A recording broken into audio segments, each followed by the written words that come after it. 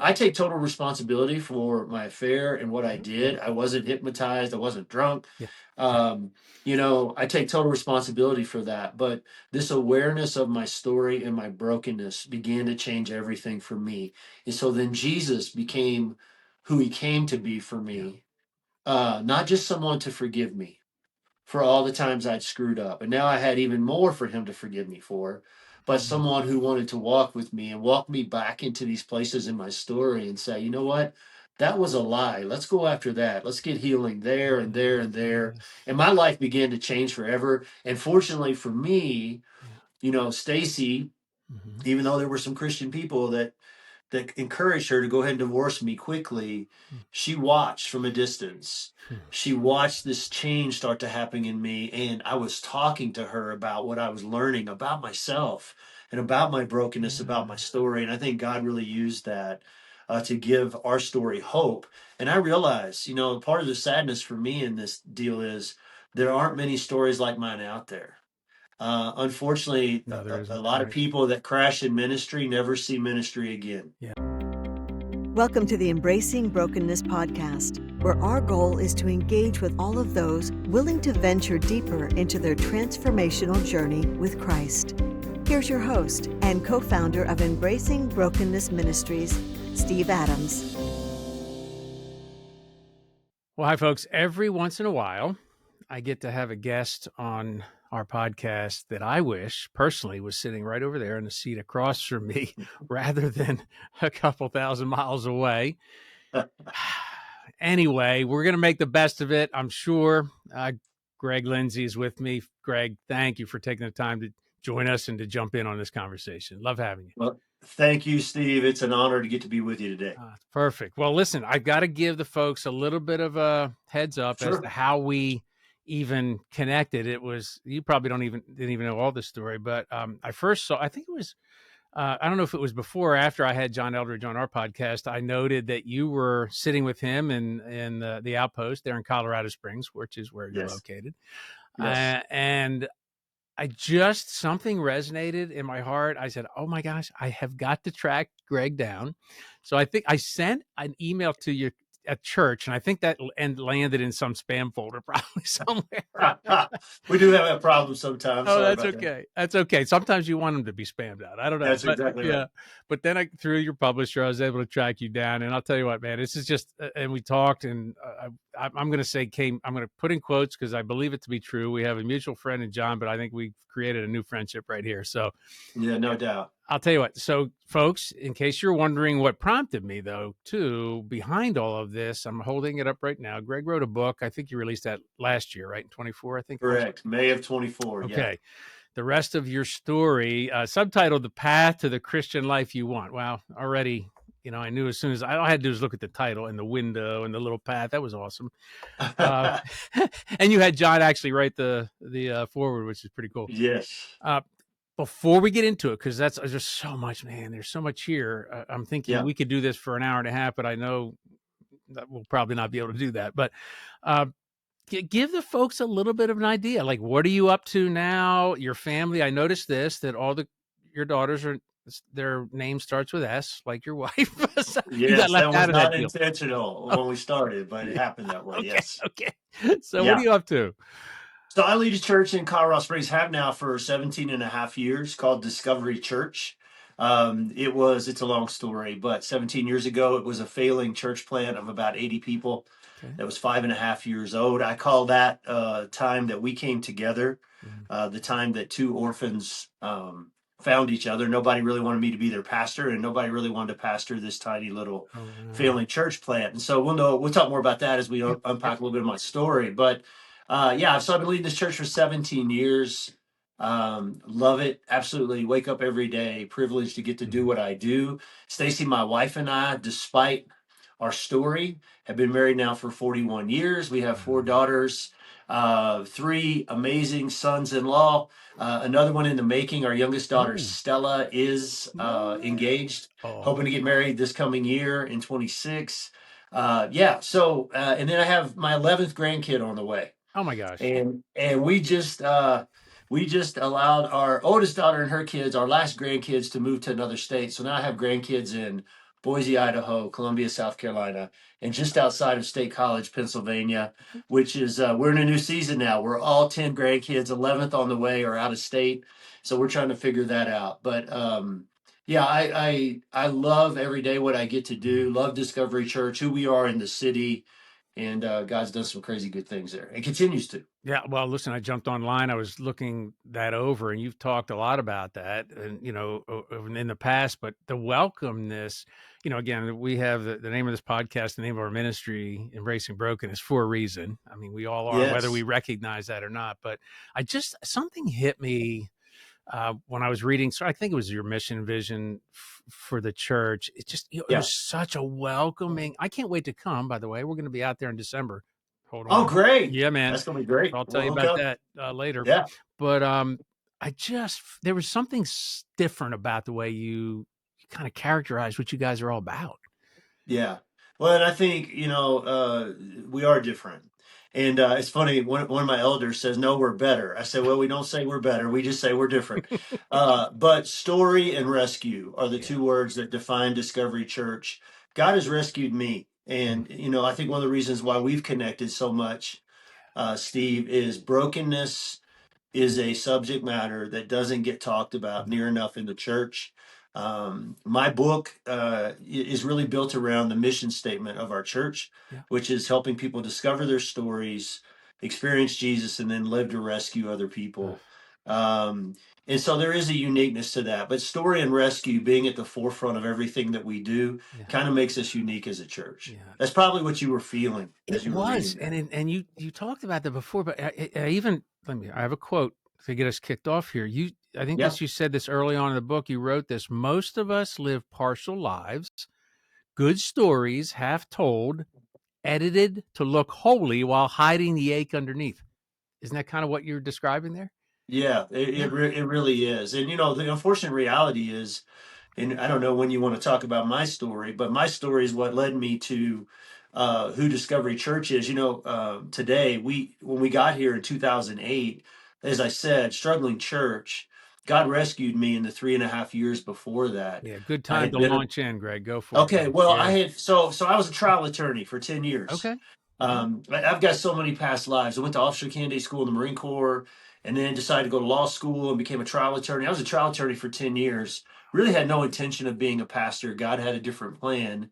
And so it's a long story how he called me into ministry, but we went and planted a church in North Carolina. And a year and a half into that church plant, I had an affair, resigned from my position as the lead pastor of the church, went into a 3.5 year desert period of my life, started weekly counseling with an amazing counselor named Rob, who was a part of changing my life forever. And about, I'd say, 4 to 6 months into that journey, my wife, Stacy, started to see some real change in me and decided that she was going to give us another shot. And it was not an easy journey, but like I said, today now we've been married 41 years. Our marriage is better than it's ever been. My relationship with my daughters is better than it's ever been. And so I had a great counselor, number one. Number two, I had another friend he had a counseling degree, but really wasn't practicing. But he took me back to Wild at Heart. And so I had read Wild at Heart when it first came out and thought, it's a good book for men. And I put it on the shelf. Yeah. So it was just another Christian book for me. Yeah. And when my buddy took it back to me in my brokenness, my world has collapsed now. It began to change my life forever. John Eldridge's work. That's why I'm just kind of blown away that for the past 17 years, I actually can call him friend. Yeah. We live in the same city. We are allies. We've done some significant stuff together. He wrote the foreword to my book, which he hardly ever does. Right. And so that was an honor and privilege. But how God has used John Eldridge in the work of Ransomed Heart, which is now Wild at Heart, to change my life forever. So when I came out to Colorado Springs in 2008, after coming out of that desert experience, my first step back into ministry, God made it clear, we're going to do this again, but we're going to do it so differently. And this whole idea of story and rescue, and that we're all broken people, and that Jesus came to do more than forgive us. He came to heal us. He came to, redeem us, restore us, set our captive hearts free. So what does that look like? He wants to address the brokenness in our stories, not just the things that we've done the sin that we've committed. We don't have to think long and hard to figure out what that is, but the things that have been done to us, said to us, and said about us that has very much shaped who we are too. And that's the place in our lives where the enemy establishes these footholds and strongholds, and kind of tends to dominate in our stories. And so Discovery Church immediately, I mean, the church was failing, it was going under. I even had a leader say to me in my first month or two here, "Hey, why don't we just close this church?" Wow. I drive past 12 churches every week to get here. And I was like, man, with all due respect, I didn't move my family across the country to close a church, to have a funeral for a Amen. church. And Yeah. so, so, that's a lot of the difference of Discovery comes from my story. Now, I will tell you this interesting part of my story that is not even in the book. I don't think it is. I get out here, I preach my first sermon as a pastor, and the next day on a Monday, the search committee chairman came by and asked to talk to me. Well, long story short, he tells me that the church did not know that I crashed as a pastor before. Whoa. And yeah, whoa. I was a little more than whoa. And I was like, Oh, what are you talking about? He said, well, we thought you should tell them. So in my 5th week in September of 2008, I told the church my story, and half the church left over the next 3 months. wow. So it was a defining moment. It was brutal. It looked like we wouldn't make it. But I will tell you this, the people who stayed after they heard my story, and those people are still there today for the most part, 40, 50 people that are still part of Discovery Church. They really rallied around this idea that we're all broken people, Yeah. and that we all have stories, and we're all hopeless without Jesus. And so it was kind of like, hey, let's lock arms and be a safe place for all people to bring their stories in here, as messy it's going to be. Let's be a mass unit on the front lines of the battle, just there to we're not experts, we're not scholars, we're not theologians. We Yep. are there to help Yep. stop the bleeding and get people to the help they need. Yep. And his name happens to be Jesus. And so that's how it all came together for Discovery to become the church that it is today. That's amazing. And I remember actually you did refer to MASH in here. I don't know if a lot of our young audience will remember MASH. Exactly. I always have to, when I talk about it, I always have to explain what it was. Yeah, you do. Yeah, I mean, I never missed an episode, and the last one was Me really either. rough, but Yeah. I'll tell you what, it is what it's so true. When you started talking about that, I'm thinking, okay, so half the church leaves, and you're probably like so disparate. Like this thing is just like, what am I doing here? And all I could think, this is of course hindsight. It's like, okay, Right. well, wheat from chaff, and we just gotta, there are, and I'm not. Look, everybody can receive things a certain way, Right. you got that. And I'm sure it was hard because a lot of those people you knew, and even though you were new, it was like, wow, off they go. And Yeah. that hurts. But man, Oh, it hurts bad. wow. But coming out of it to Right. where you are today, you're looking back on, okay, I get it now. Right. Right. Uh, I was thinking about, I obviously visit the hospital. I can't say every week, but when people yeah.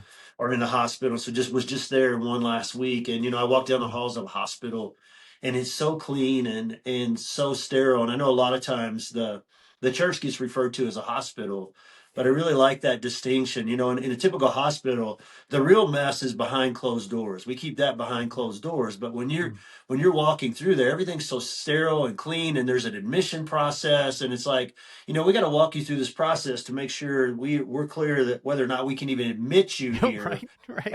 And I just love the analogy of a MASH unit, which is Mhm. Mobile Army Surgical Hospital, for all of the young people who've never watched the No. show MASH. Right. It's on the front lines of the battle. And I just love the symbolism in the show of, when the choppers came in with the wounded, everybody, it didn't matter what your role was, you're a clerk, you're whatever, everybody ran to get the wounded in, to get them the help that they need. And I just feel like that's just a great image for what the church is supposed to be. Yes, it is. It's like the word triage comes to mind. Like you have Yes. to kind of deal Mm-hmm. with the most broken or the most hurt or the most injured Yes. first, and like who's on the verge of death. Like we got to do something about it. Well, listen, Right. we're all on the verge of spiritual death if we're not careful, especially those that might Right. be listening to us today that don't know who Jesus is. They Right. are. Right. Right. But when you're saying that, I'm thinking, oh wait, yes. And then we walk into the church and we look around and it looks like there's nobody like for most churches, you walk in and you know what I mean when I say poser, especially us men, Yes. when you're talking about Wild at Heart and the poser.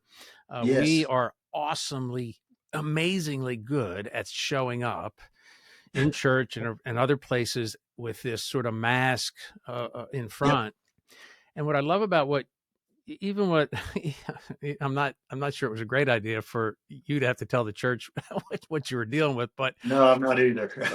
Don't recommend it. no, I'm feeling that was a little bit intimidating, but still being able to be that authentic. And Yeah. we're both talking the same language here, because if those wounds from the past that drive us to the behaviors Yes. that you described, that you dealt Yes. with, I'm sure that those 3.5 years, of that every period of time that you were dealing with that level of brokenness, is like, oh my gosh, like, God, you've got to like show me deeper what's going on in here that would drive Right. me to choose to get I call it anesthesia from the world system, right? Right. Uh, Right. and so you now, and this is why I love telling the end of the story, because being able to see what God's doing in and through Yeah. you. And again, I can't wait to get out there and meet some of your folks and just Yeah. be integrated. But um, yeah, I just love that, Greg. Thank you, man, for just being willing to share the depth of what you went through. That just was so hard. Had to be hard. Yeah, it really was. But, God said we're going to do this differently. And Yeah. I had no intention, honestly, Steve, of Yeah. coming out to Colorado Springs and making this the way that, Discovery Church is going to roll or who we're going to become. Oh, I'm sure. Yeah. It was God's plan. And I will tell you, you said something that resonated with me. When I crashed, the hurtful part was, a lot of, because we don't understand brokenness, we come to conclusions about behavior. Yeah. And so I had a lot of Christians, a lot of pastors, a lot of church people conclude, well, Greg, you're a sex addict. It wasn't true. I mean, I'm a red-blooded American male who loves sex with my wife as much as Right. anybody else does, Right. but that wasn't true. Greg, well, you're addicted to porn. That's never been true. And I'm not patting myself on the back. It's just, the beauty, the feminine beauty is something that I'm a man. I see it. That's right. I'm attracted to it, so I'm not immune to that. But no, I mean, and just these Mm. characterizations, like that you're watching porn and you're doing this and you're a Right. sex addict. None of that was true. In fact, Steve, the thing that scared me the most was whether or not my marriage was going to make it. I couldn't make the call on that. That was Mhm. up to Jesus and my wife Stacy, That's and right. they're the heroes of the story. That's right. So, but regardless of which direction my marriage went, I Mhm. knew that I had to get to the bottom of this question. Why did I do it? Yeah. Because I loved my wife. She is beautiful to me. She's a beautiful lady, always has been. From the time I saw her in seventh grade, I first laid eyes on Seventh her. I said, grade? No way. seventh grade. I saw her walk into the room. I had started going to this school in sixth grade. She walked in with her twin sister Oh at my. seventh grade, and I said, she's the one. From Whoa. the moment I saw her, it's been her for me. And that was Wow. still true 20 years later, Oh 21 man. years later, when I crashed and burned. I knew I loved my wife. It was Mhm. not the man I wanted to be. It's not the story that I wanted my daughters to have to grow up in. I got four young feminine hearts now that were ages like 12 to 2 at the time Yeah. that, now they got to grow up with this. There was nothing. So people were trying to characterize me because we don't understand brokenness Yes. and story. Yes. We conclude that, well, you're just an addict, you're this, you're Yeah. this, you're this. Now, sometimes we might be right about that, but there's something beneath that. And for me, it was a quest to find out. I had to answer the question, why did I do this? And what I discovered with the help of a great counselor was there was a lot of brokenness in my story. Yeah. And here's the challenge, particularly I think for men, it was for me, is it's like, well, that wasn't a big deal, right? Rub some dirt on it. That didn't hurt. People telling me when I was a kid growing up, I had red hair. I'd rather be dead than red on the head. I Oh was man. skinny and scrawny. Yeah, Uh, no girl's ever gonna like you. You'll never be yeah. strong. I was 5'9", 114 pounds as a freshman. I was a pretty Wow. good basketball player, but still I was a stick. All this stuff in my story that the enemy was using, Mm-hmm. man, just these messages that he was sending my way. Yes. So even though I've planted this successful church in North Carolina.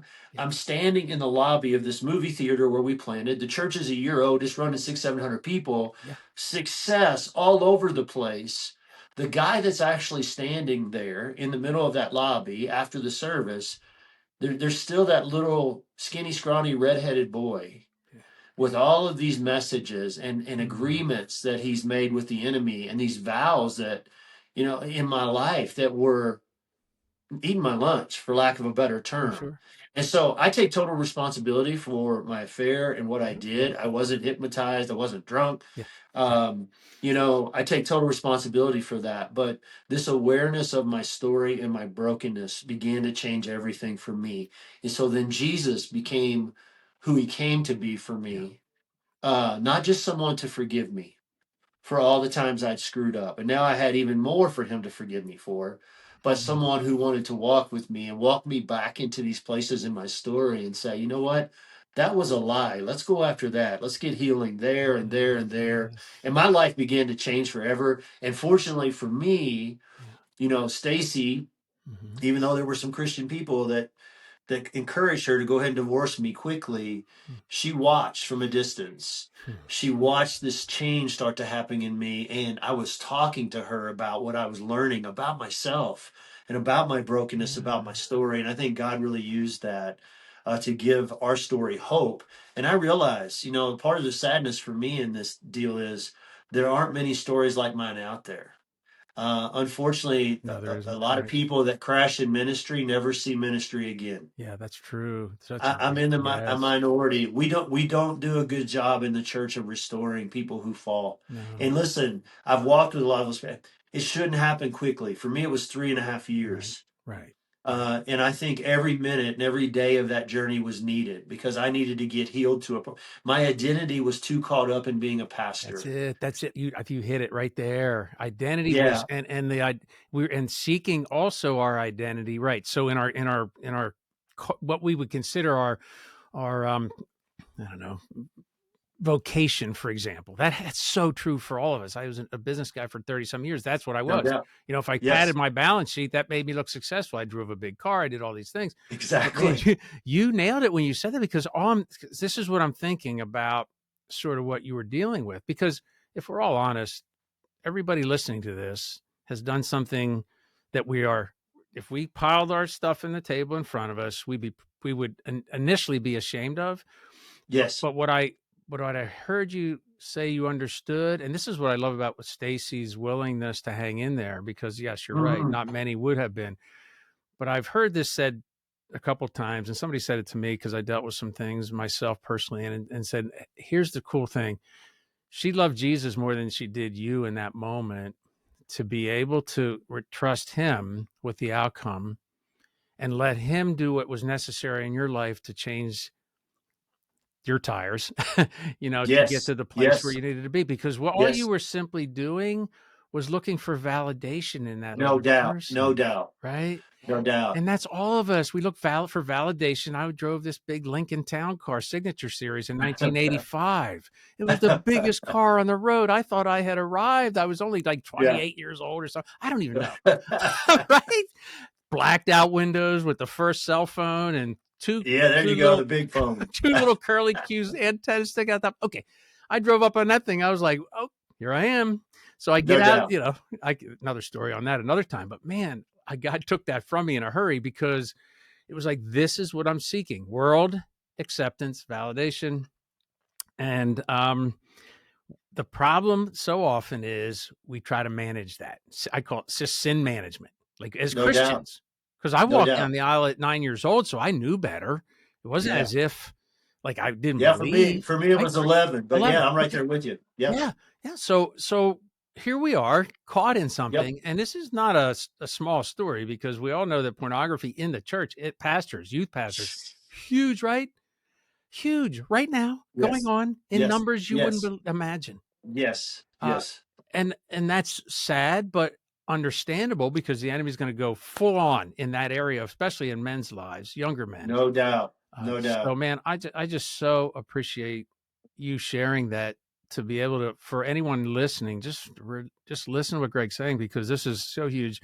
healing is available to you all. I'll tell you what, It is. if you read the whole story here in Greg's book, you'll understand what that really looks like and where that healing, how that happens. It's not always just, will God heal me, flip of a switch, right?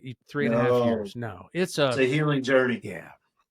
Yeah, and I want to say something. You mentioned Stacy, my wife, and Yeah.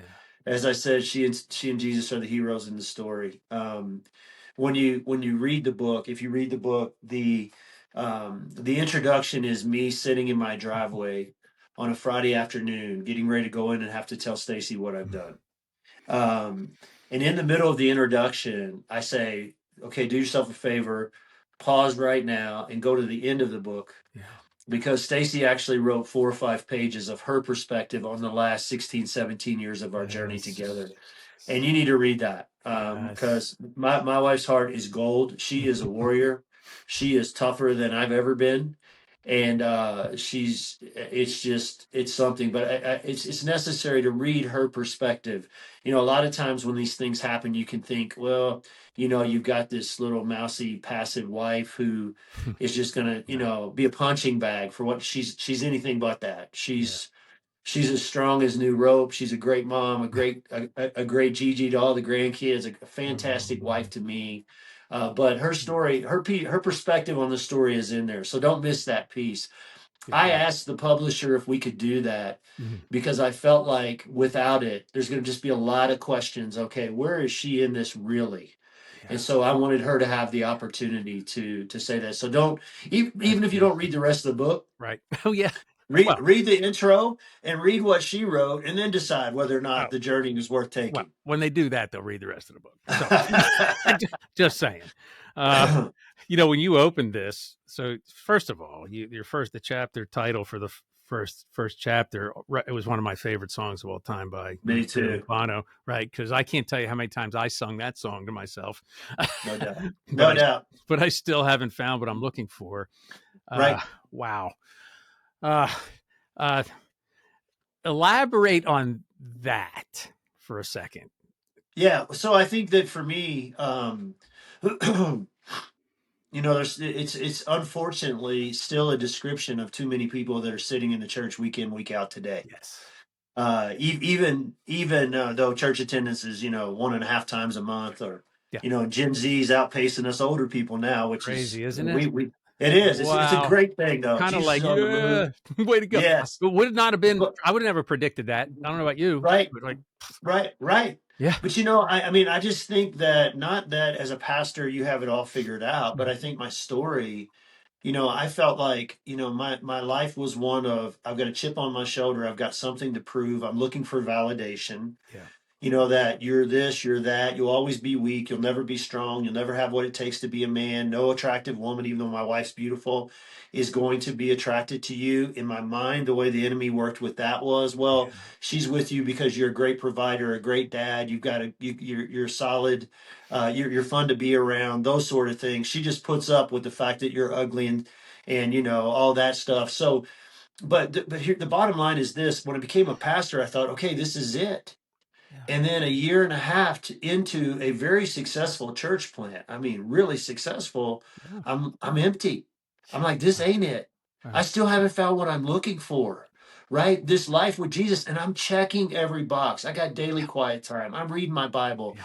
I'm doing everything every good Christian is supposed to do, every good pastor is supposed to do, and yet there's an unfulfilled longing inside of my heart that I don't know what it is, but I know I'm not there. I haven't found it yet. And so that was just a description of my life at 40, 41 years old as a pastor of a church, not just sitting in a church. And I see that still too often today. So many people sitting in church, checking the boxes that we're telling them they're supposed to be checking.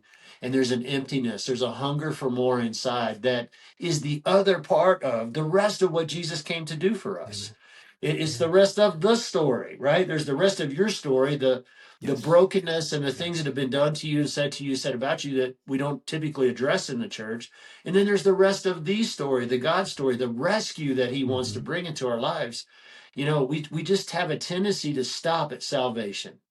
Don't stop with being saved. Go all in and allow Jesus to rescue you, which is the healing, redemption, and restoration, setting our captive hearts free. What does that mean? What does that look like?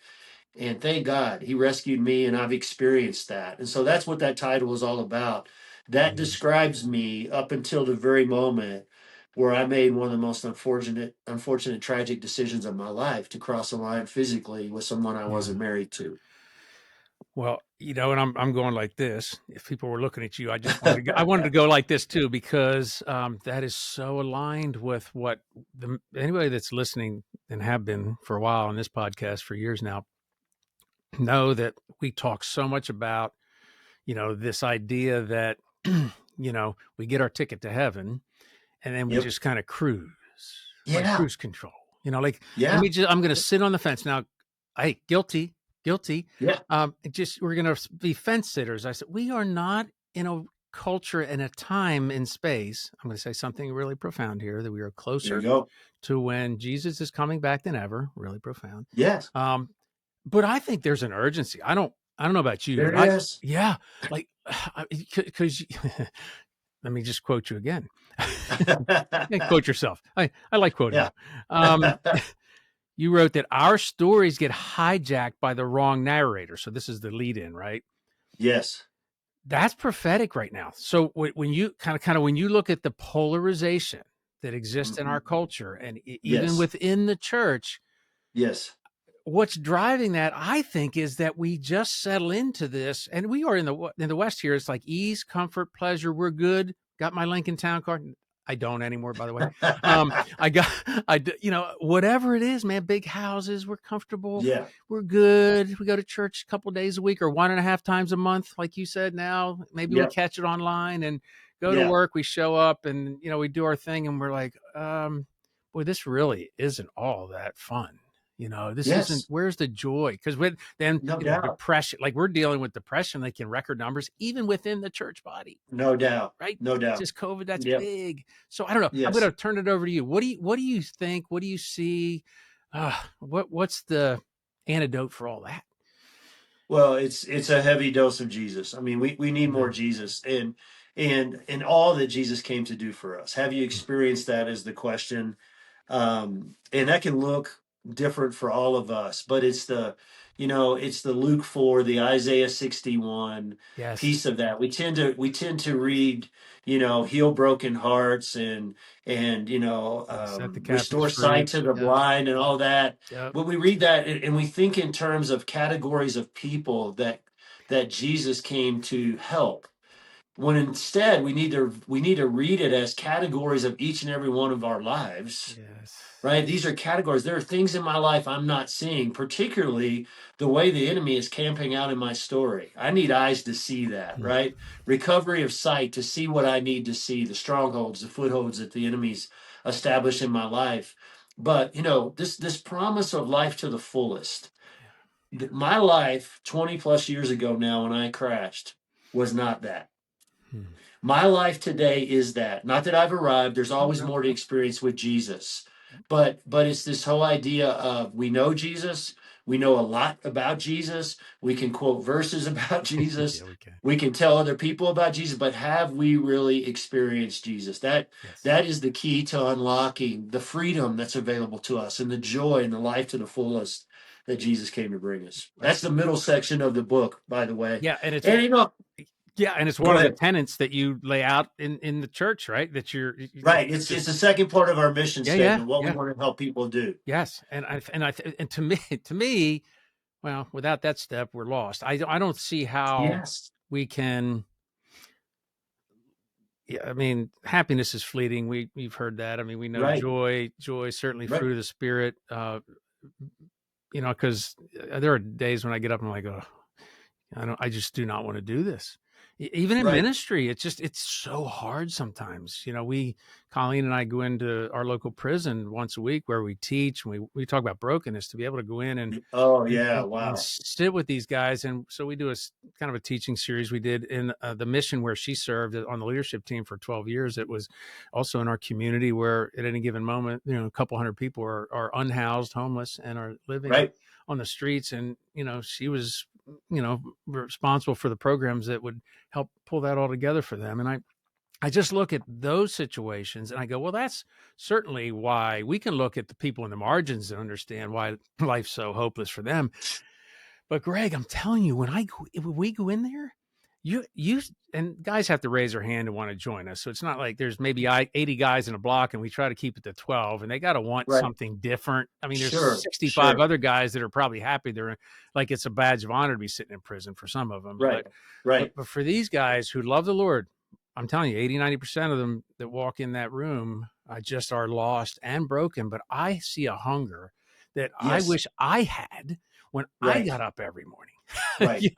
Like at times. Now I do, but you know what I'm saying? I'm exaggerating to some extent, but those folks are truly who society looks at and go, yeah, they're really messed up. They really need help. But no, that's every one of us that has to experience Jesus the way you described it. Well, the whole reason I wrote that book was, and it's a long story how that happened, but I spoke at David C. Cook's chapel here in Colorado Springs, and then they pursued me to write the book, which was pretty cool how it all came about. That's wild. Very nice. But so it was for me, it was an assignment. It was, it's a responsibility. But what I'm hopeful for in the book is that other people won't have to reach rock bottom to understand story and their need to be rescued and to be healed and all that you don't have to get to that place in life. I wish that something would have slapped me upside the head to wake me up to this reality before I had to hit rock bottom. I didn't totally go all in with God until I had nowhere else I could go. Yes. And that's a sad place to have to be. We have the opportunity to go there before we get to rock bottom. And so I'm hoping that message in that book's going to help people do that. The other thing I would say to you about experiencing Jesus, though, Steve, is we have a tendency, it would be really interesting to me to know how high of a percentage the number would actually be. But we have a tendency, we hear that in church. Church people say, yeah, I've done that. And they think about 11-year-old Greg walking forward to Brother Jim Goodwin to accept Jesus as my Savior. So I've had my Jesus experience.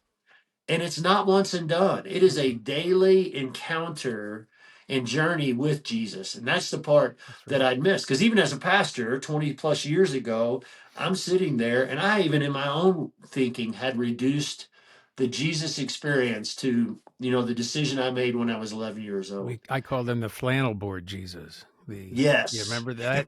Now, again, yes, I do. A whole lot of people listening to me going, what is he talking about? But yeah, I mean, that was it. Oh, there he is. Okay, now move on. Yeah.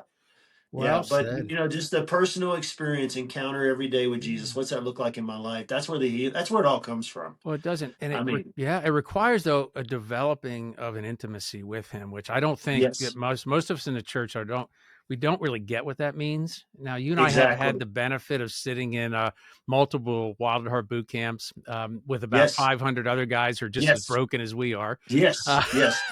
And we're sitting there, we're going, oh, good, I'm not alone in this. And I was there one of the worst times in my life. And, when you're saying that, I'm thinking, well, I don't know if I could have arrived at really understanding the deep intimacy required if I didn't screw up in epic proportions.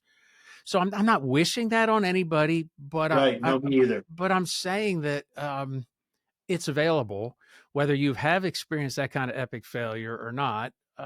We all have. I don't know that somebody can really admit that they haven't, truthfully. Right. But where are you today? Like if we're just cruising, we've got to find a way to go deeper and develop that intimacy. And it does. I don't think most people believe that God really speaks all that much anymore. Maybe through the Bible, maybe a little bit through other people, right? Like in your book. And oh gosh, we pray and we hope and we wonder. And I don't. That just isn't what we're called to, right? We have to be able to wake up in the morning and just surrender it all and go, okay, God, this is your day, not mine. So, like, can you guide me and just have a conversation with him all day long if you can, Right. But, I don't know. Well, I would say that, rather than waiting to hit rock bottom, if you're sitting there and you're thinking, this is not it, right? Like my life today, there has to be more, which all of us have been there.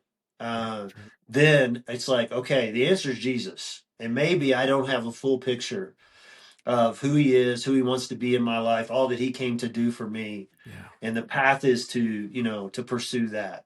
yeah, Um, yeah. That's so but good. it's been, uh, I wouldn't trade it. There's certain seasons. The last 20 years have been hard.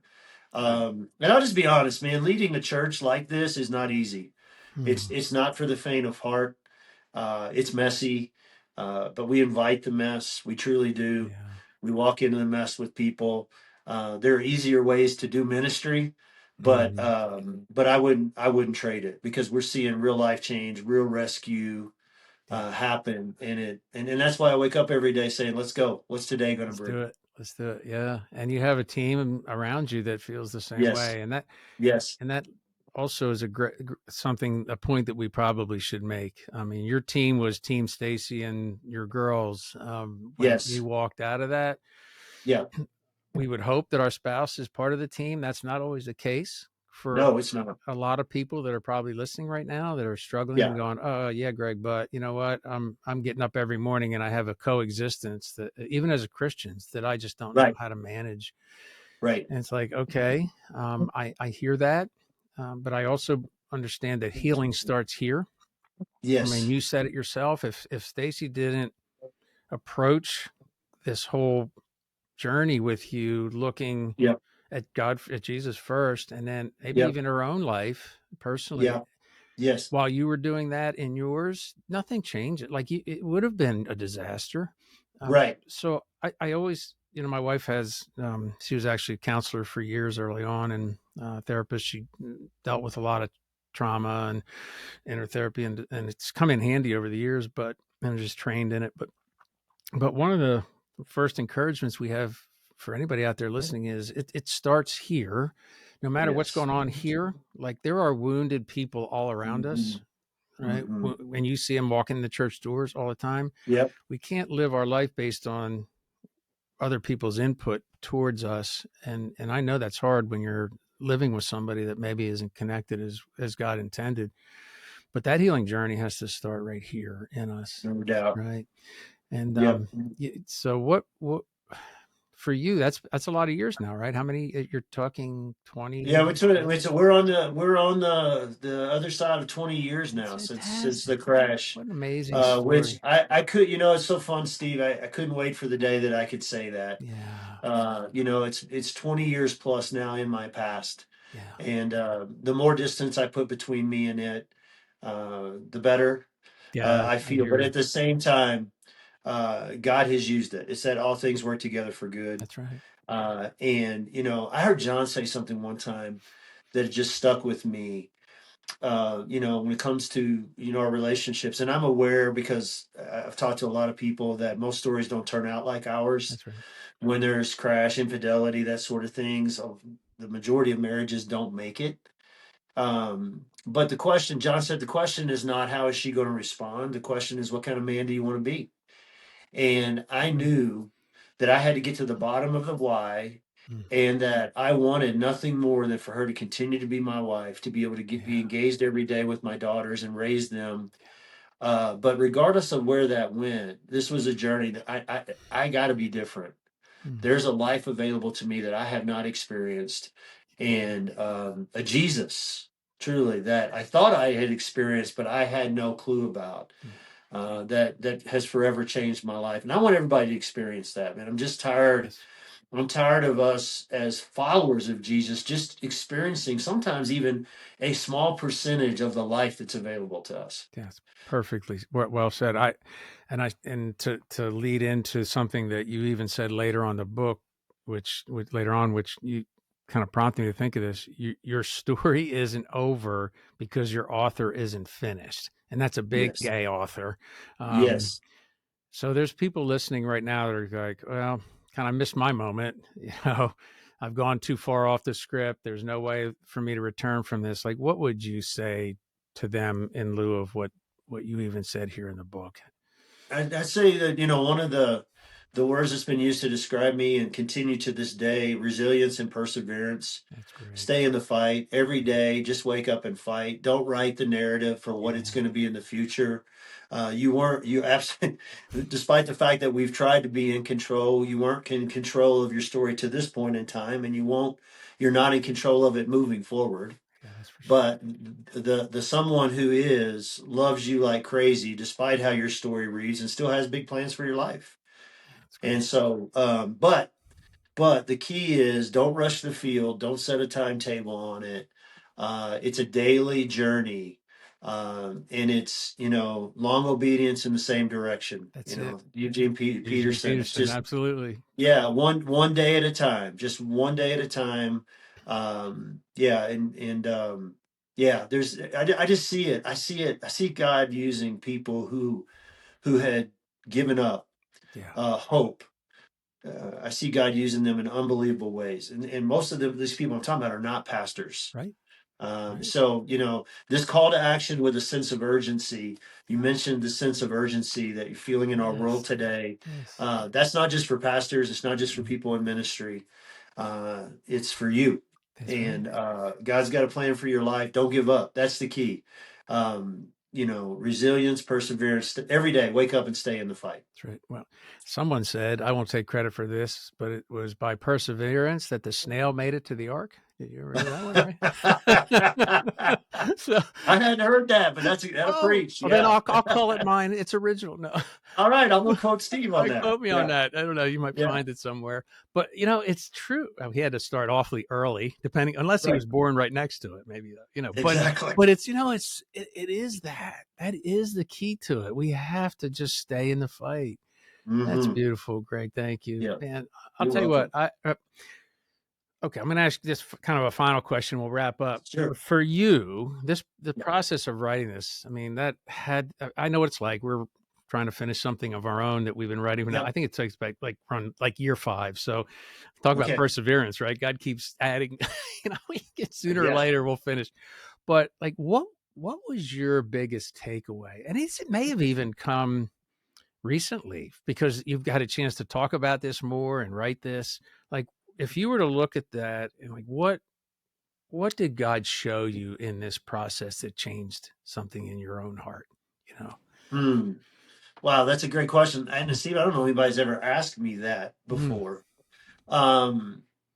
I think it's taken me, the journey back through all of it has taken me into a whole new level of sonship and being a beloved son, and to um, realize how deep and rich Jesus's personal rescue of me has been. Okay. I'll be honest with you. I've been disappointed, Mhm. and I thought God would use the book much more than He has to this point. Yeah. The emails that I've gotten, which are numerous, Yeah. and that's what it's about. It's one heart at a time. But I thought that, God, this is such a unique rescue story. Yeah. And, I feel like I am opening the eyes of the world to see the real Jesus. Not that nobody's ever done that before. I'm not the only one. No. But I really thought so. I've had to walk with God, and this message is His. It's not mine. Right. And I've had to walk with Him in disappointment. The God, I'm disappointed. I thought more people would be helped by this than have been, and but it's drawn me closer to Him, Yeah. and how much He loves me, and that He's going to use this message like He wants to use it. It's not mine, it's His. That He didn't rescue me and Stace and the girls and our family just for our benefit. My story is not just for me. That's right. And I don't get to choose, right? I don't get to choose. It's just like, it's the hard part of being a pastor, Steve. I have no control over, and I cannot choose the people that show up at my church on any given Good point. weekend. Yeah. And so He's teaching me a lot. So I just to lean in. I don't want to try to over spiritualize it, but we've been able to have some honest conversations about, God, you gave me this assignment. Yeah. It was not easy because I'm leading a church full time as I was writing it. Like I said, I didn't actually set out to write a book. Someone Mhm. was interested in the message, and thought I should. And so it came about. I didn't go really seeking it. It kind of sought me. But then I thought, okay, God, if you're working this hard to make this thing happen, here we go. And not that I want to be. Listen, I'm not the guy that wants to be on a plane every week speaking on another stage somewhere. That Yeah. is not me. I love being at home. I love, Mm-hmm. shepherding our tribe and raising up leaders and all the kingdom mischief we're a part of in the city of Colorado Springs, which is a lot. Yeah. I love that. And so I wasn't looking to build a platform. I'm just not that guy. Yeah. I'm not a very good self promoter. Yeah. That's probably why. But just trusting God. Had to trust Him through the process of writing the book, and and then wrestling with Him. Honestly, Steve, I got my oldest grandson's 10. So I've got 8 grandkids that are 5 and younger. So I got some young ones who don't know Pops' story yet. Yeah. And now it's in print. And someday when I'm gone and they're my age, if Jesus hadn't come back, they're going to be, I don't know when they'll first be old enough to understand and be exposed to it, but not exactly the image of their pops that I want them to remember. Yeah. And so the vulnerability and the authenticity and putting your story out there, it's been very public in Colorado Springs, but now just saying, okay, God, it's your story to tell. So just a wide range of emotions. He's growing me up, helping me learn to depend on Him. And, at the end of the day, He's the one that asked me to write it. He's got the results. He's going to use it as He wants to use it. But it has definitely drawn me more towards Him, where I feel like I can just have vulnerable and honest conversations with Him about, and just asking questions, like things I don't understand. I don't understand why more people haven't been helped. With the message. It's a continuing dialogue that we continue to have. I scratch my head every week when I look out. I'm like, man, more people need to be here to hear this. Not because I wrote this message, because this is a message of rescue and story that everybody needs, and freedom and life and joy and all of that. So that's not a very good answer to the question. I've never been asked that question before. So have me back on, Steve, in the future, and I'll answer it better. How about that? Well, we're going to do that. I'm sorry, I dropped something there, so I'm back. That's all right. But we're going to do that. But here, let me just encourage you with one thing, because thank you, by the way, for the vulnerability in that answer, because that's going to be more as powerful as anything you've said up to this point. I'll tell you why. Because first of all, not only did I read it, I listened to it. By the way, everybody can hear Greg read the story, which is even better to hear your voice and everything behind it. But I'm going to tell you that it's in my life right now, as a result of reading this, I am so encouraged to know there's an allies out there in this mission that we're called to.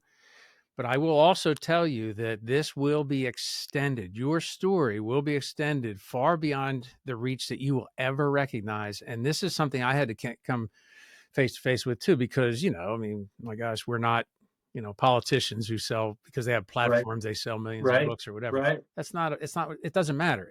I see it this way. And you probably do too, when you think about it. If one person's life is changed, there's an exponential component that we'll never understand, how God multiplies this. Yes. Right. Yes. And when your grandkids get to read this, the first part of the book is not the important part of the book. It is. That's right. Thank you for saying that. It's everything else that you brought to bear here will change their life someday. I'm not a prophet, but I will tell you that it will matter for them and their kids if Jesus tarries and He doesn't come back. It's everything. Yes. So I want to extend that same message to everybody watching. Like, if you think that what you're doing for the kingdom is insignificant, you are dead wrong. That's right. You are dead wrong. If you're setting up chairs on Sunday morning, if you're in the kitchen, for meals, because we Christians, we love to eat. Gluttony is not a sin, just so you know. Potluck dinners are always welcome. Maybe not anymore as much as they used to be, but guys, like that. Everything you do, the people that clean the bathrooms at church or I go into clean bathrooms at prison. Everybody's got a mission. Yes. Right. Yes. I mean, come on. Yeah. So, Yes, we will, you know what, we will come back and we'll talk more about that subject and other ones too, because I just think this is such a critical, I am so thrilled to read this and hear it, to be able to share it with our people, our audience, and anybody listening. I can assure you, you'll be in heaven someday, and somebody's going to, well, more than one. They might be lining up by the thousands. They're going to be lining up to see Jesus. Well, okay. All right. I agree. But we get an eternity to hear about the impact of our obedience to Jesus. That's true. And what that does for the kingdom. So I'm going to go out on a limb and say. Well, thank you. Thank you for saying that, Steve. I received that. It's funny. And I've got a coach in my life that's challenging me on this front.